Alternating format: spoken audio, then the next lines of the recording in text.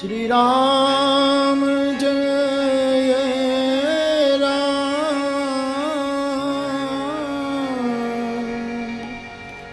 जय जय राम।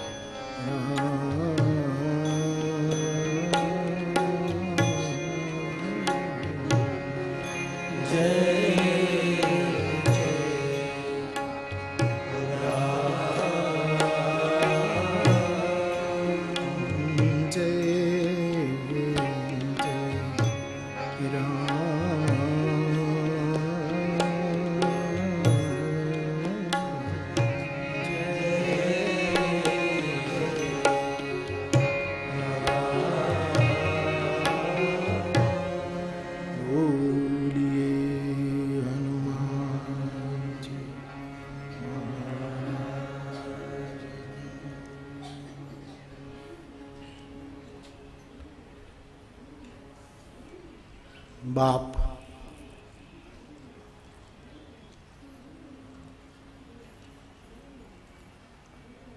हनुमान जयंती की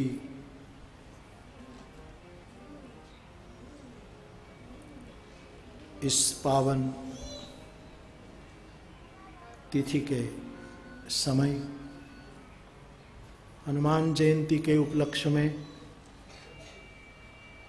यहाँ जो कुछ केवल हेत के लिए अहेतु उत्सव होते हैं, इनमें जीथरा भाभा से लेकर लोक से लेकर श्लोक तक हम पहुँचे हैं। प्रतिवर्ष अस्मिता पर्व योजित होता है। 3 दिन थे, एक दिन और मेरी विनती कबूल कर ली गई और आज मैं हनुमान जयंती के उपलक्ष्य में आपको क्या दूं? मेरी प्रसन्नता के लिए आपसे एक दिन मांग रहा हूं और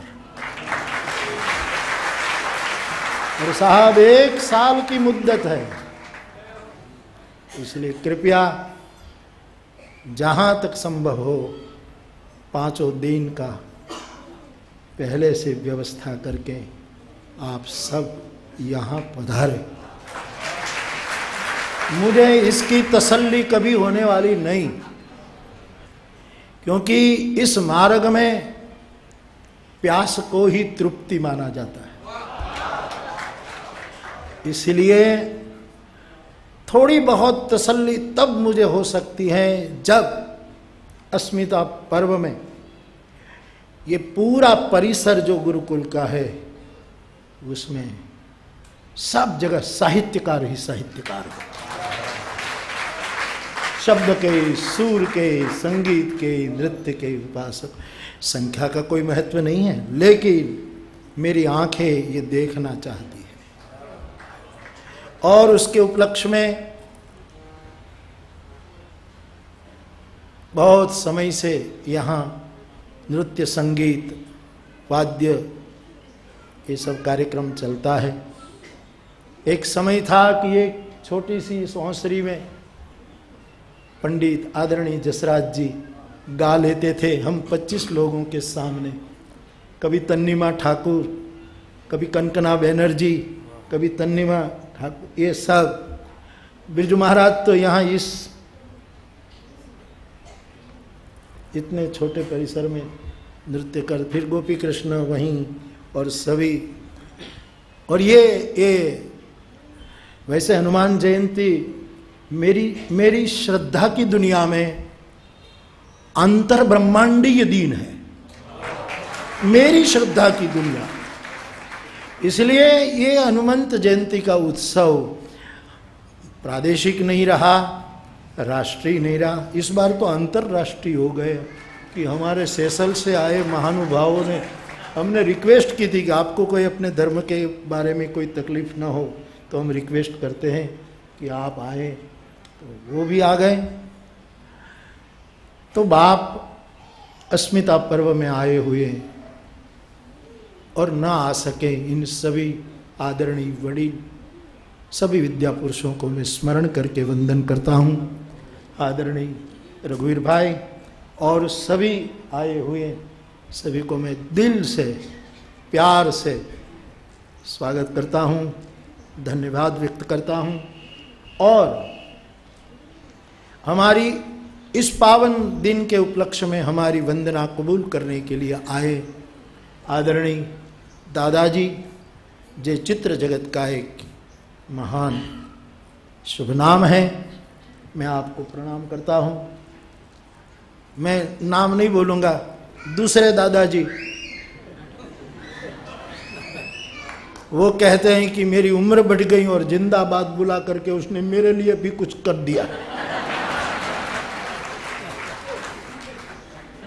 दादाजी को मैं सलाम करता हूँ, प्रणाम करता हूँ। आदरणीय भारत रत्न लता दीदी जी नहीं आ पाई, मिलना भी था, मैं मिला, बहुत आदर के साथ आपने कहा था कि बापू कोई और मुश्किल नहीं होगी तो मैं कोशिश करूंगी, लेकिन उनका सारा परिवार विदेश यात्रा पर है, शायद मस्कत है, इसलिए वो नहीं आ पाई। लेकिन हमारी वंदना आपने कबूल की, इसलिए मैं बहुत मेरी प्रसन्नता व्यक्त करता हूँ, धन्यवाद व्यक्त करता हूँ। आदरणीय नृत्य साधिका यामिनी दीदी, आप आए, हमारी ये वंदना कबूल की, इसलिए, और आपने Hanuman Jayanti is no fear day. रघुवीर भाई તમારી સાથે રહીને થોડું થોડું અંગ્રેજી બોલતો થઈ ગયો યાર સાહેબ। अभय का ये दिन है, निर्भयता का ये दिन है। आप आए, हमारी वंदना कबूल की, हम बहुत बहुत आपके आभारी हैं। और हनुमान जयंती के दिन आदरणीय सपंदा यहाँ आए और आपका भी जन्मदिन है, आपने सरप्राइज दी हमको, और मैं बहुत बहुत बधाई देता हूँ और मेरी खुशी व्यक्त करता हूँ कि आप आए और हमारी वंदना कबूल की। इसलिए मैं आप सभी का बहुत बहुत ऋणी हूँ, दिल से ऋणी हूँ, आप सभी मेरे भाई बहन। वैसे तो मैं कुछ न बोलूं और 2 मिनट मौन रहकर बैठ जाऊं तो भी मेरे अंतरंग भाव और मेरी प्रसन्नता आप समझ जाएंगे। लेकिन तदपि कहे बिनु रहा न कोई, कुछ बातें नहीं कह पाते, कोई नहीं कह पाता। यतो वाचो निवर्तन्ते, ये जो हमारी उद्घोषणा मेरे देश के उपनिषदों की जो प्रज्ञा ने एक उद्घोष किया है, इसी न्याय के अनुसार फिर भी तुलसी कहते हैं तदपि कहे बिनु रहा न कोई। इस नाते 4 दिन से मैं आपको सुनता था,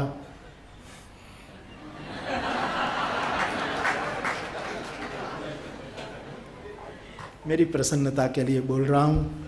लेकिन यदि आप मेरा मौन समझ ले तो और कुछ कहने की मुझे जरूरत नहीं है।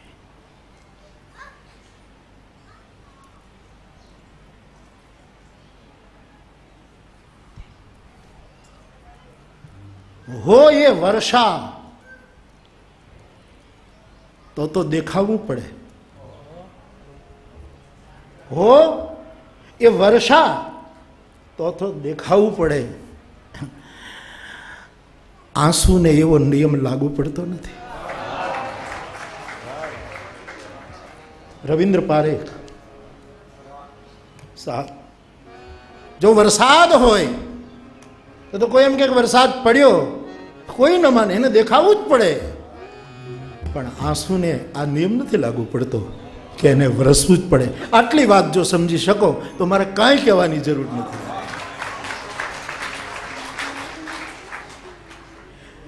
એટલે જ તો બધા અહીંયા જીવ બાળીને રહે, કારણ કે આત્મા તો કોઈનો બળતો નથી। એવા કંઈક શબ્દો રવિન્દ્રભાઈની મારી સ્મૃતિમાં આવ્યા तो आप क्या कहूं, लेकिन कुछ कहूंगा और समय में पूरा करूंगा। मेरे सामने घड़ी नहीं है, मेरे हाथ में घड़ी है।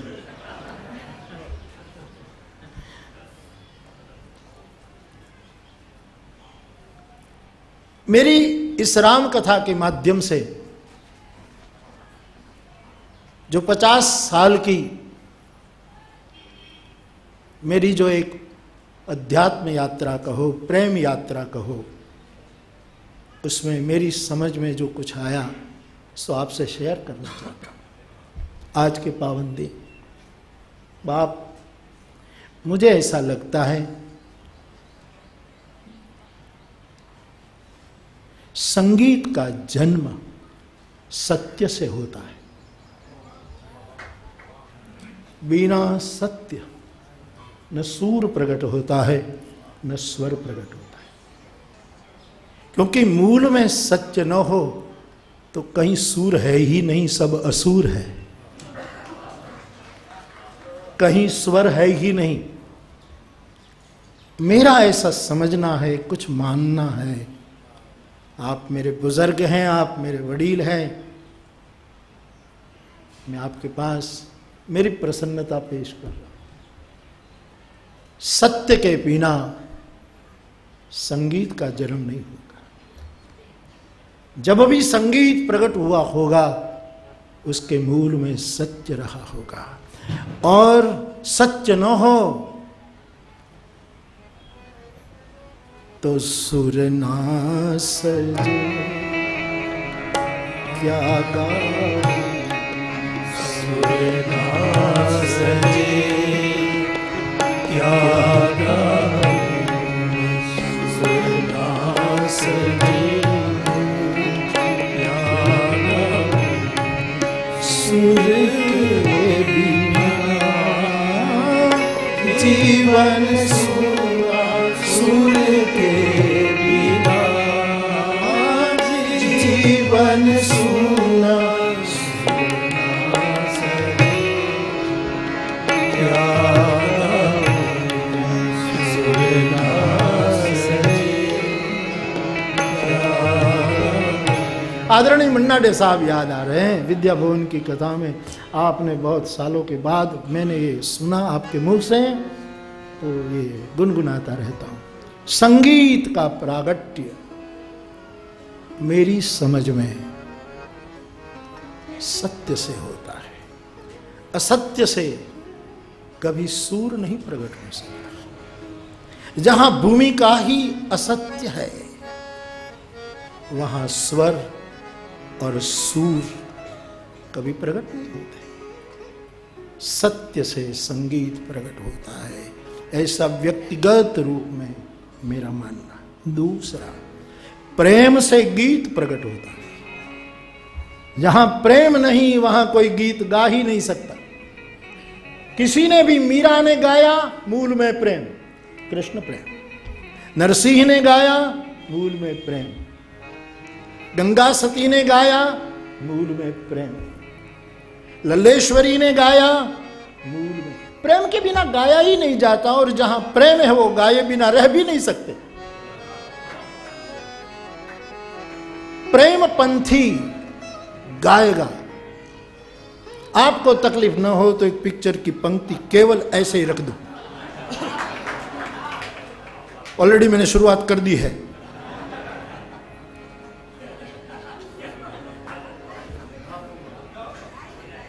हर दिल जो प्यार करेगा वो गाना गाएगा। प्रेम के बिना गीत असंभव। फिर तोतरी बात बोली में हो। कल हालरडा बाल साहित्य के बारे में जब ईश्वर भाई ने जो बालक कह तोतरी बाता सुनहि मुदित मन, पितु और माता तुलसीदास जी को आदर के साथ स्मरण किया था। मुझे लगता है जहां भी प्रेम होगा, मां क्यों हालरडा गाती हैं, क्यों लौरी गाती हैं, मूल में प्रेम पड़ा है। और प्रेम तीन रूप से प्रकट होता है, कभी आंसू से, कभी पसीने में, और मातृ शरीर हो तो दूध के रूप में। प्रेम की धाराएं इस रूप प्रकट होती हैं। कभी प्रेम इतना परिश्रम करता है, थकता नहीं, यही उनका विश्राम होता है, लेकिन पसीने से लथपथ हो जाता है। पसीने की गंगा से नहाता है, वो उधार पानी से नहीं, खुद के जल से नहाता है। जो अपनी गंगा है केवल जटा से नहीं निकली थी, रोम रोम से निकली थी। शंकर को तो अभी यहां हमारी एक बेटी ने अहल्या स्तुति पेश की।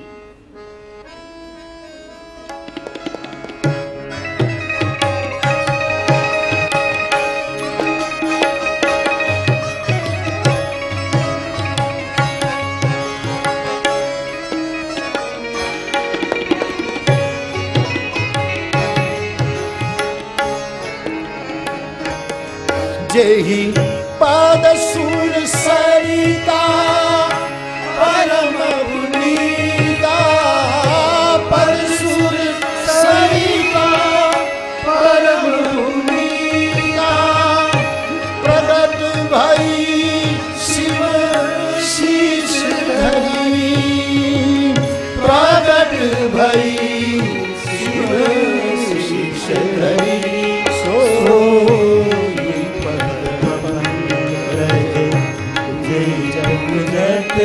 अज मम सिर धरे कृपाल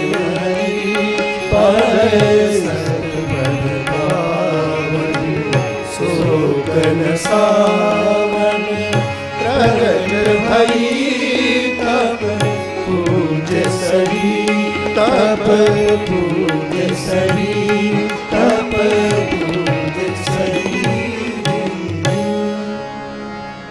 शंकर की गंगा तो स्फुरन मौलि कल्लोली नीचार गंगा लसद्भाल बालेन्दु कंठे भुजंगा चलत कुंडलम भ्रू सुनेत्रम विशालम प्रसन्नाननम नीलकंठम दयालुम केवल जटा से निकलती है। लेकिन प्रेम के 3 उद्गम स्थान हैं। कभी किसी की आंखों से ये गंगा प्रगटती है, कभी किसी के रोम रोम से ये प्रगटती है, और मातृ शरीर के हृदय से ये गंगा का प्रगटीकरण होता है।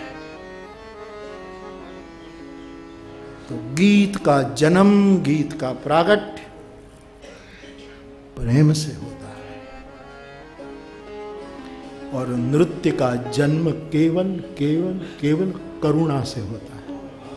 कठोरता से रास पैदा नहीं होता, हरास पैदा होता, रास नहीं होता।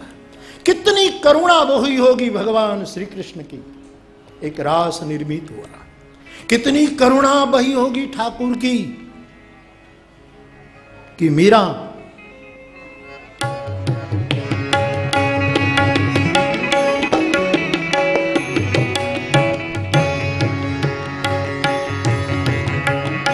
साहस कर रहा हूं दादाजी, ये सब गुस्ताखी है। मैंने गुणवंतभाई शाह, आदरणीय गुणवंतभाई शाह साहेब मैंने कहता था, रघुवीरभाई મારે એમના વાત કરતો હતો, મને કે બાપુ હું એમને મને કીધું નથી પણ એનું કહી દઉં બધાને। એમણે મને કીધું સાહેબ કે બાપુ હું નાનપણમાં માલકોશ ગાતો, હજી મારી ગાવાની ઈચ્છા છે પણ કોઈ સંગીતકાર હાજર ન હોય તો।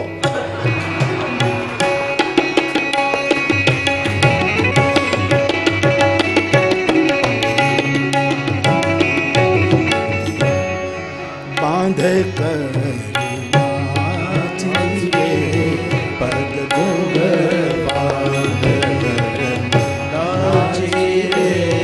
હવે જો આમ હું તમને કહી દઉં સમાજને, મને આમ ઊભો ઊભો બોલવાનું કેવું હવે ખતરો છે, કારણ કે હું ક્યારે નાચું એ હવે કઈ કહેવાય એમ નથી સાહેબ।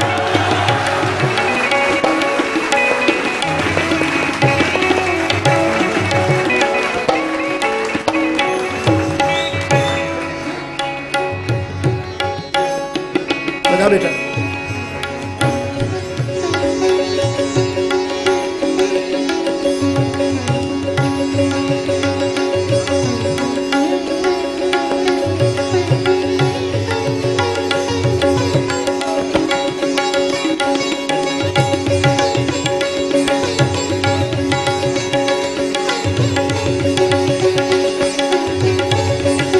कर्पूर गौरम करुणावतारम। शंकर क्यों नाचा? करुणावतारम, इनके मूड में करुणा है। एक नवसर्जन करने की करुणा थी, ताकि कभी तांडव नृत्य करके जो पुराना था उसको ध्वस्त करके एक नवसर्जन पैदा करने का ये नृत्य था। मूलतः करुणा से उसका जन्म हुआ था।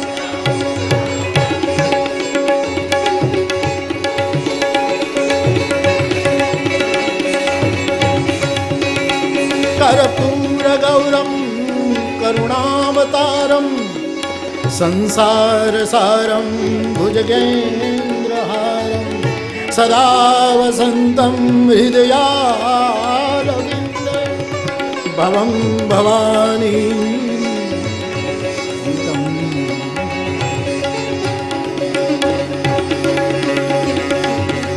बाप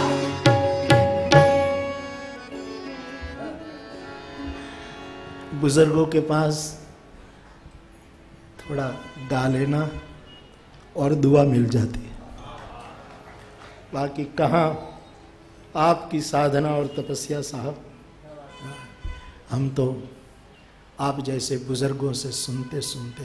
आदि में तो सबसे बड़ा बुजुर्ग मेरा दादा त्रिभुवन दास दादा, इनसे मैंने सूर लय ताल पाया है। जो बुजुर्ग बिना सूर के जितनी काली का तबला आप मिलाना चाहो, बिना सुर दिए कोई कहे कि तीसरी काली का, बिना ऐसे ही बैठे सुर की जरूरत नहीं, और वो मिला देता था। इतनी जिनको घट में सूर बसा था, तो और फिर इन सभी से तो ये मेरा आनंद है और कुछ नहीं साहब, आनंद है। उंदरडू से ना खरलनी थोड़ी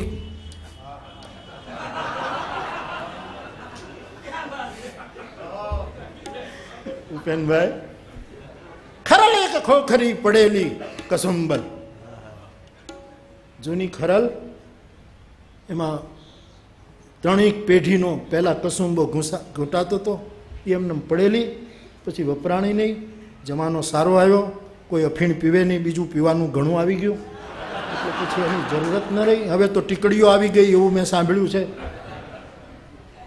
પછી એમાં માવઠું થયું સાહેબ, અને એ ખોખરી ખરલમાં થોડુંક પાણી લેવાનું પડ્યું, અને થોડી મૂળમાં તો અફીણ ને સાહેબ થોડો ઘેરો રંગ આવ્યો એ પાણીનો, અને બે ત્રણ ઉંદરડા આજુબાજુ ફરતા હતા। એમાં એક ઉંદરડોએ પૂંછ ઊંચી કરી અને જીભ નાખીને ચાખ્યું, ત્યાં તો ચડી ગઈ ધોમ ચા। સાહેબ એને કોઈ બોલાવીને, અને પછી જે એણે ચેલેન્જો આપી છે એ હું તમને નહીં કહી શકું, ક્યાં ગયા એ બધા। એમ આપણે ત્યાં સ્મિતા પર્વમાં કહેવાયું ને કે આપણે ઉંદરડાઓ બધા ટીવી જોતા હતા, અને એમાંથી બિલાડી ઓલામાં આવી, બિલાડી આખા બિલાડી જગત ઉપર ગુસ્સે થયો। મારો કહેવાનો અર્થ, તલગાજરડાની કોઈ જૂની ખરલનો આ નશો છે।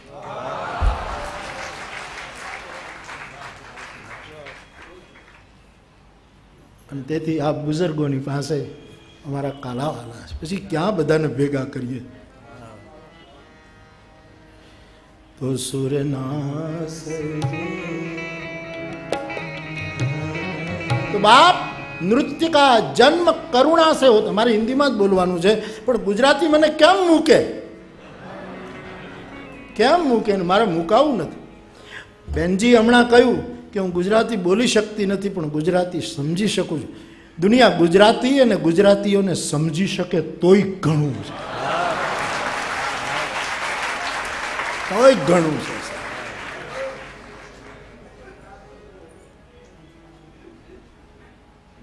तो मैं बीच में थोड़ा गुजराती बोला। मेरे कहने का मतलब, नृत्य का जन्म मेरी समझ में करुणा से होता है। करुणा के बिना आक्रामकता में कभी नृत्य पैदा हो सकता है? हाँ साहब, नृत्यकार घुंघरू बांधे तब घुंघरू को देवता मानते,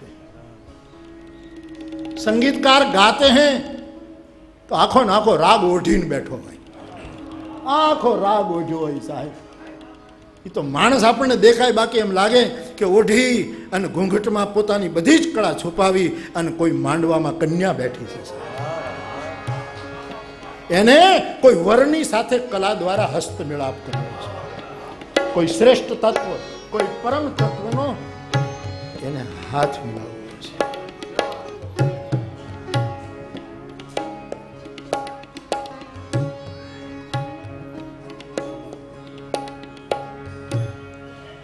छोकराओ मने उकसाओमां घणाने प्लेन पकड़वानुं छे साहेब। आपणे तो हमणां कुंभमां पाछुं कड़ी सुधी घूघरा बांधीने हाथ धंधो करवानो छे साहेब।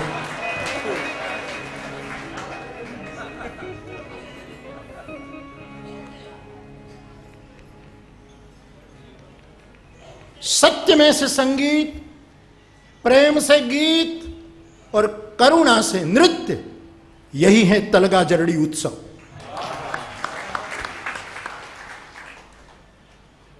और ये तीनों इसमें है। यहां परम सत्य की उपासना है, इसलिए संगीत में हनुमंत मत है। तय मम प्रिय लक्ष्मण ते दूना, एवं एक अद्भुत परम तत्व का प्रमाण पत्र उसको प्राप्त हुआ है। इसलिए इस प्रेम के कारण यहां से गीत पैदा हुआ।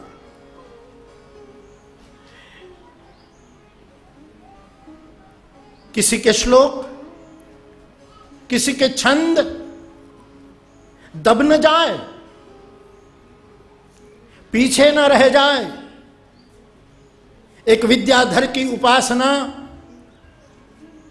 में निराशा न आ जाए, इसलिए हनुमान ने कुछ श्लोक बनाए, खुद ने गाए, खुद ने पुकार करके गाए, लेकिन लगा कि कोई विद्याधर कहीं पीछे रह जाएगा, इसलिए कालांतर में इन सभी पदों को, इन श्लोक गायन को उन्होंने प्रवाह में बहा दिए थे, क्योंकि उनको गीत प्रकट हुआ था प्रेम के कारण।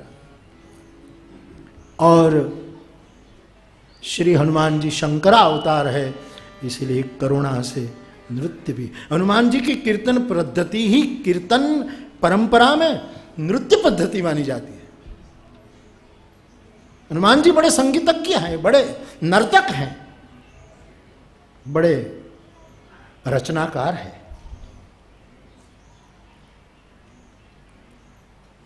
नारद जी को प्रार्थना करते रहते थे। तुलसीदास जी कहते कि छोटे थे हनुमान जी तब, कहते कि आप अयोध्या हुआ है? बोले हाँ। वहाँ कोई नवा चरित्र हुआ हो तो जरा मुझे सुनाइए संगीत में। और तुरंत वीणा शुरू होती थी और हनुमान नर्तन के साथ उसको श्रवण करते थे। ऐसा गोस्वामी जी ने अपने साहित्य में उल्लेख किया है। रामाज्ञा प्रश्न में तुलसी इसका संकेत करते। तुलसी ने अद्भुत काम किया। मैं तुलसी को गाता हूं इसीलिए नहीं, लेकिन बहुत, यदि कोई पूछे कि तुलसी से हमारा काम नहीं हो रहा है तो क्या करें, उसका एक जवाब है दोहे में। लोगों के तन मन बसे, लोगों के तन मन बसे इच्छाओं के पास। राम के पास कितने के शरीर, राम के पास कितने के मन। हमारे सबके शरीर और मन तो इच्छाओं के पास है कि हनुमान अष्ट सिद्धि दे दे, नव निधि दे दे, ये कर दे, ये कर। छोड़ो ये सब, छोड़ो बेकार की बातें, कहीं बीत न जाए रहना। कुछ तो लोग कहेंगे।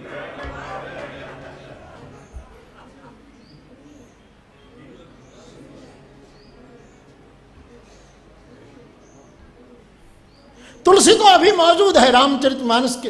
रघुवीर भाई, मैं इस बार बहुत समय के बाद में रामनवमी में तलगाजरड़ा में रहा। बाकी चैत्र नवरात्र में तो कथा होती है रामनवमी, लेकिन ज़्यादातर शनिवार से कथा शुरू करता हूँ, रविवार को पूरा करूँ। तो इस बार नवरात्रि में ये बैठता नहीं था, तो पहले 3 दिन शुरू किया और इस बार की नवरात्रि में मैं यहाँ था। कुछ भाई बहन मेरे पास बैठे थे, रामनवमी की बधाई। मैंने कहा मेरे लिए रामनवमी का महत्व तो है ही, सवाल ही नहीं साहब। रामनवमी की महानता मैं क्या कहूं, क्या कहूं, लेकिन फिर भी मुझे कहने दो कि मेरे लिए रामनवमी से भी ज्यादा महत्व है, क्योंकि रामनवमी को राम का जन्म हुआ था। इससे भी ज्यादा महत्व मेरे लिए है, उसी दिन रामचरितमानस का जन्म हुआ था। रचि महेश निज मां, एक बे चौपाई गाई पहाड़ी पहाड़ी का।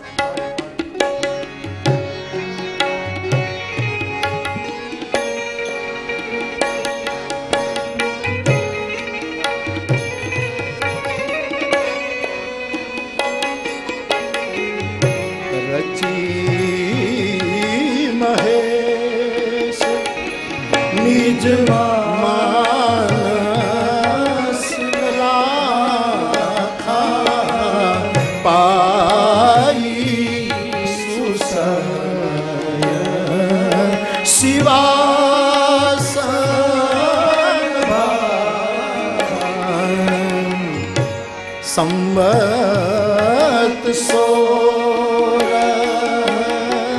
से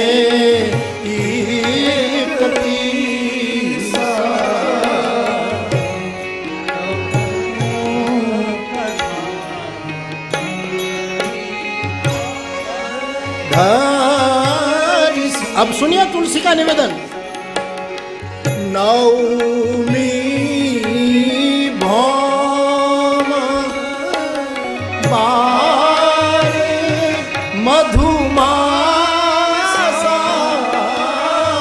नवमी भौम मधुमासा, अवध पुरी यह चरित प्रकाशा, अवध पुरी यह चरित प्रकाशा, अजयी दीन राम ए जनम श्रुतिया तीरथ सकल तहाँ चलिया, तहाँ चलिया,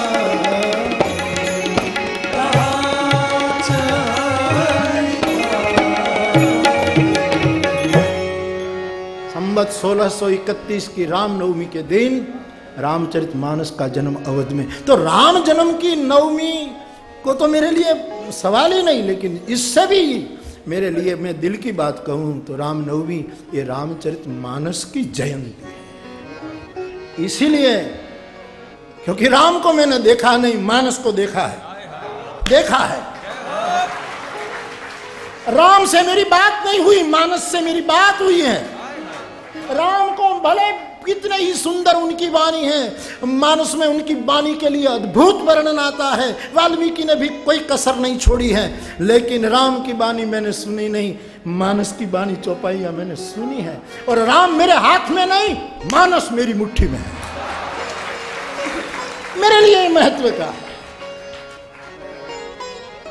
रामनवमी।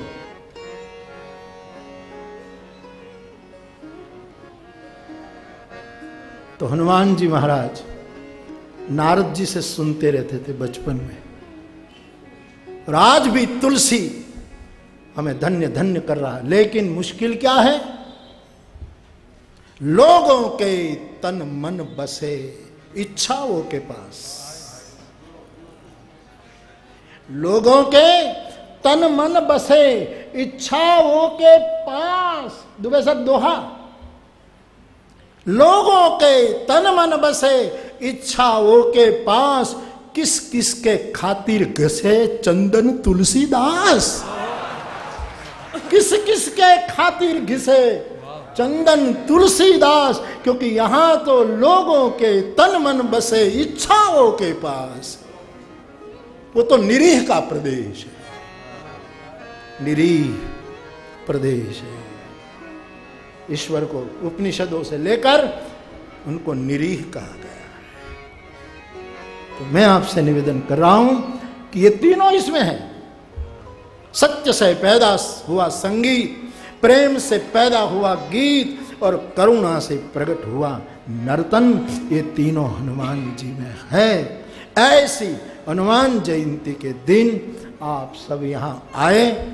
पूरे संसार को हनुमान जयंती की बहुत बहुत बधाई, शुभकामना, बधाई बार बार। और कहने के तो बहुत जी चाहता है, लेकिन मैं मेरे शब्दों को विराम दूं। आखिर में दो बात।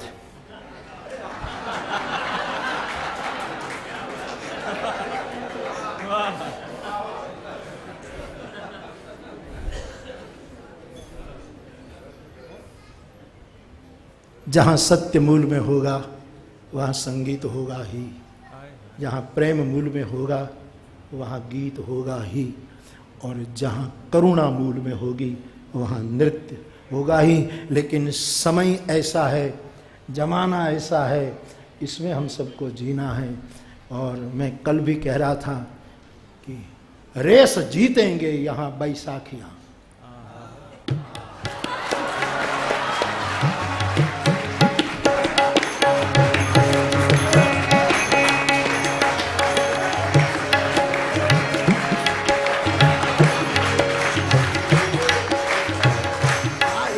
आडू नहीं भावतु यार, ओलू हाथ में हो तो आम खुल्लू मैदान मळे। पर मूल नीलेश ने इसीलिए रखा कि 3 दिन से आप सुनते थे तब सबके पास ये थे, आपके पास क्यों है?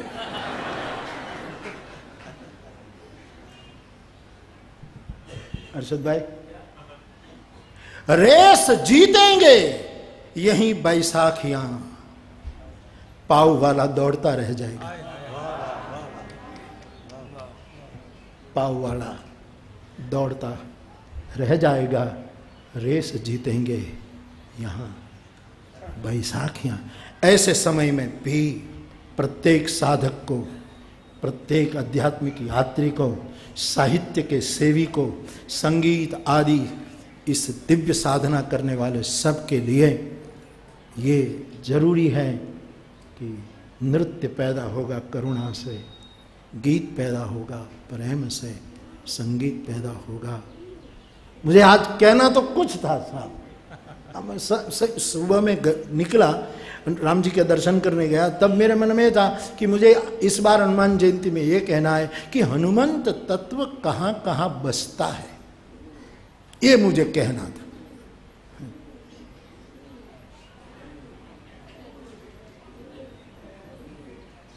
મને શંકા પડે છે કે દીવાના શું દીવાના છે,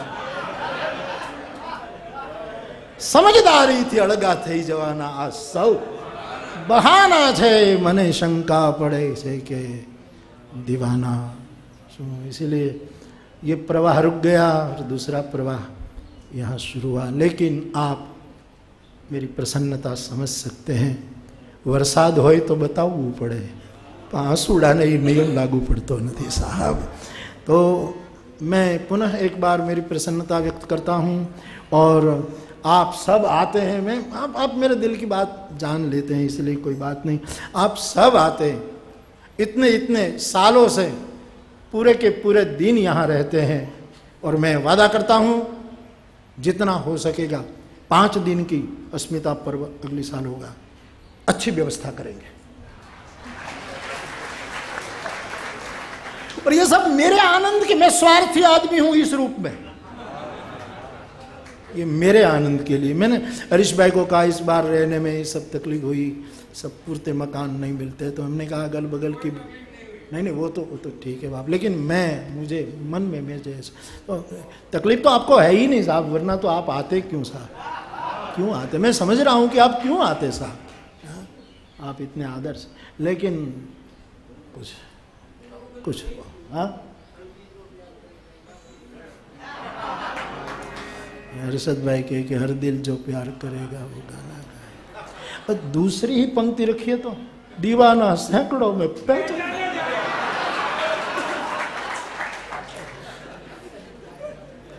हनुमान का एक रूप है अमूर्त में बसना, अमूर्त में रहता है। मंदिरों में तो मूर्ति में रहता है। राम लखन सीता मन बस गया, राम लक्ष्मण और जानकी के मन में बसता है। क्या कहां बैठा है ये आदमी, और राम लखन जानकी के मन में बस रहा है। उसकी शायद गत हनुमान जयंती में मैंने की, राम के मन में बस। हनुमान कहां बैठता है? ज्ञान में, ज्ञानी नाम अग्रगण्य। हनुमान सीता में बैठता है, भक्ति में। हनुमान लक्ष्मण में बैठता है, वैराग्य में। ये शायद मैंने लास्ट टाइम, लेकिन आज मेरे मन में बहुत सा ये चल रहा था कि मैं मेरा आनंद बांटूं कि मुझे हनुमंत तत्व कहां कहां बैठा नजर आ रहा है।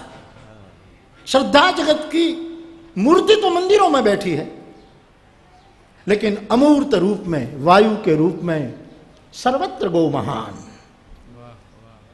कहां कहां वो फैला हुआ, तो प्राण तत्व के रूप में हम सबकी बॉडी में बैठा है। यदि उसको प्राण तत्व कहे तो हम में ये बैठा है। तो अब ये चला गया प्रवाह, लेकिन आप आज की हनुमान जयंती में इतना ही मैं कहना चाहता हूँ। अगली हनुमान जयंती अस्मिता पर्व 5 दिन का होगा, और हरीश भाई और विनोद भाई, रघुवीर भाई आदि वडीलों की मार्गदर्शन में ये सब पूरा गोवर्धन उठाते हैं। અને આપણા માટે કોક કરે કેટલું ગમે યાર, હા સાહેબ। કોણ કરે? આપણા હોય એ જ કરે, બીજા નો કરે છે, બીજા નો કરે. અમારે પરબની જગ્યાનો અમર દેવીદાસ એની પ્રાચીન ભજનની એક પંક્તિ મને બહુ ગમે છે કે દાતા એ દાતા તમારા એ હશે તમને ભશે રે દાતા તમારા એ હશે તમને